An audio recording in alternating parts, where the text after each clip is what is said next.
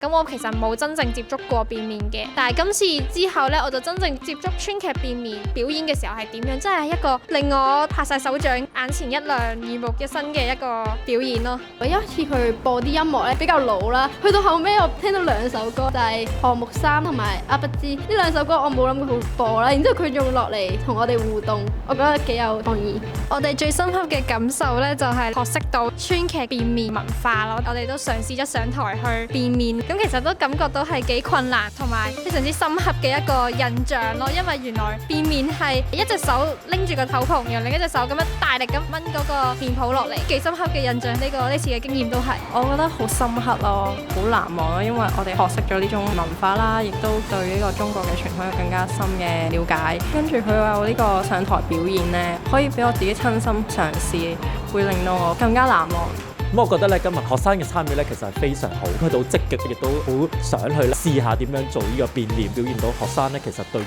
一種非遺嘅文化咧，其實好熱愛咧，同好有興趣嘅。今次活動咧，其實係一個現代啦，同埋一個傳統文化嘅結合。川劇變臉師傅咧，其實除咗代表咗我哋中國傳統文化嘅技藝之外咧，佢都嘗試咧融合落去我哋而家嘅一啲藝術方面，例如佢用咗一啲現代嘅流行嘅歌曲啦，咁佢嘅舞藝啊，或者佢當中身體嘅動作咧，都俾好多現代嘅動作出現咗，例如一啲嘅舞蹈啊，或者韓式跳舞嘅動作喺入邊，咁其實令到而家嘅學生咧更加明白啦，甚至係咧更加希望咧去理解一種傳統嘅技藝嘅。